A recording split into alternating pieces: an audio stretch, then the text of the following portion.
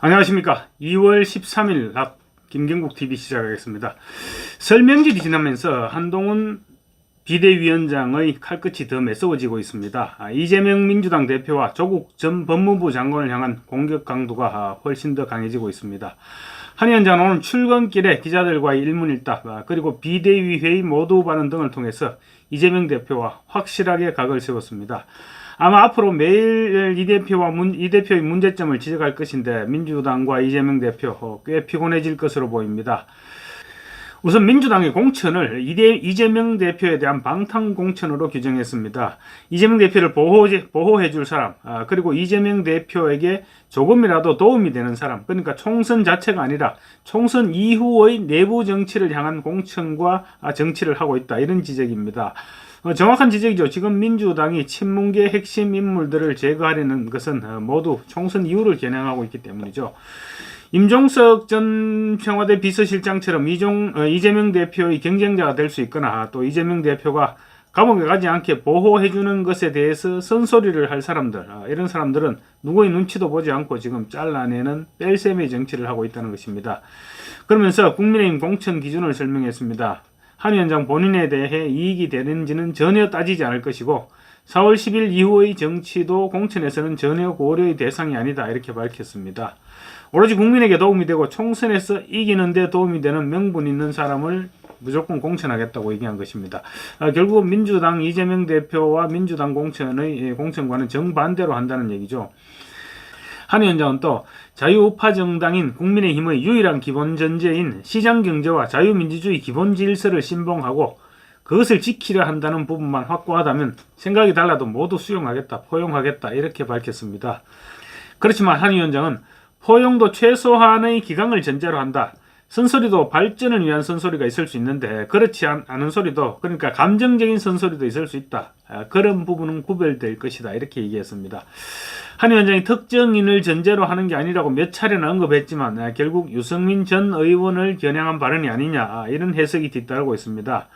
유승민 전 의원이 당 잔류를 선택하면서 당 일각에서는 수도권 험지 공천, 또 심지어는 포용력을 보여주기 위해서 강남에 공천해야 되는 거 아니냐, 이런 터무니없는 얘기까지 지금 나오고 있는데 한 위원장은 일단 유승민 전 의원의 공천에 대해서는 선을 그었다, 이렇게 보입니다. 이재명 대표에 대해서는 아예 공개 질문 형식으로 공격을 했습니다. 질문이라고는 했지만 이재명 대표가 도저히 답변할 수 없는 그런 내용으로 그냥 융단 폭격을 했다, 이런 표현이 맞을 것 같습니다. 이런 식입니다. 법카로 1,000만원어치 과일을 사먹은 게 사실이냐?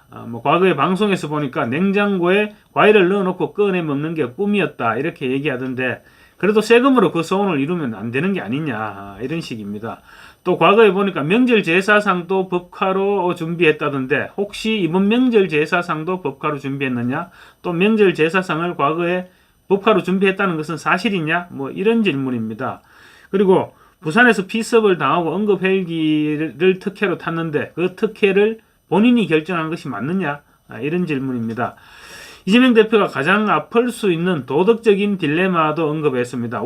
민주당 우상호 의원이 설 명절 전에 한동훈 의원자에게 욕설을 했었죠. 욕설을 했는데 보통의 경우라면 당 차원에서 우상호 의원에게 경고를 하든가 아니면 당 유감을 표명하든가 어떤 식으로든 정리를 하고 넘어가는 것이 정상인데 민주당은 전혀 그런 절차를 밟지 않았습니다.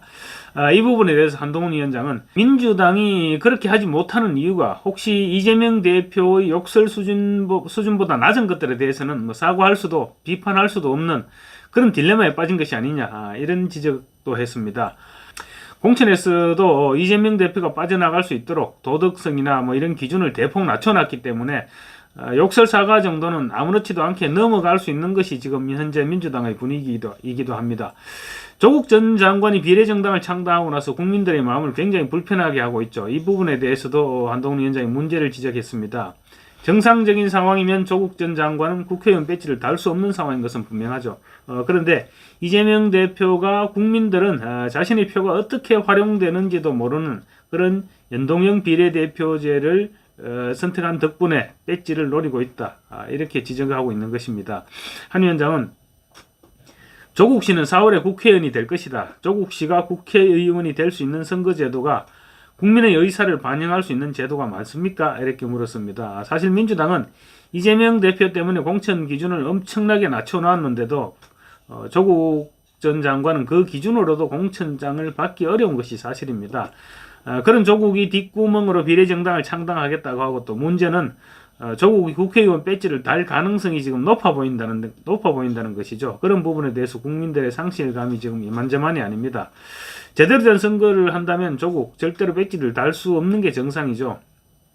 그런데 조국이 배지를 달 수 있도록 그런 제도를 만들어준 것이 바로 이재명입니다. 한 위원장은 마법 같은 제도 때문에 조국이 4월에 배지를 다는 것이 과연 민의를 반영하는 것입니까? 이렇게 거듭 물었습니다. 특히 조국 전 법무부 장관이 2심 판결 후에 신당 창당을 선언한 데 대해서도 항소심 판결 단계에서는 법정 구속이 될까 봐서 한마디도 못하고 있다가 판결이 나고 나니까 바로 이런 말을 했다 이렇게 꼬집었습니다. 사실 선거제도는 누구를 당선되게 하는 것도 중요하지만 절대로 당선되지 않아야 하는 사람이 당선되지 않도록 하는 것도 중요한 포인트입니다. 한 위원장은 이 부분을 지적하면서 지금 민주당이 추진하는 제도는 그렇지 않은 제도다. 그 점에 대해서 책임져야 한다고 생각한다면서 이재명 대표를 압박했습니다.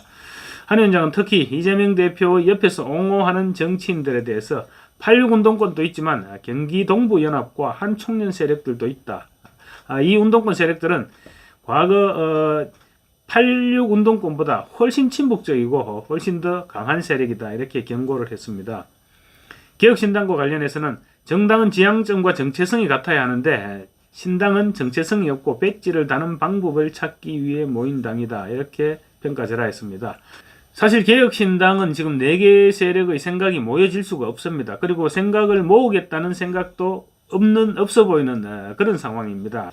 한 위원장은 지향점과 정체성이 다른 일종의 영주권을 얻기 위한 위장결혼 비슷한 것이다. 이렇게 정의했습니다. 감사합니다.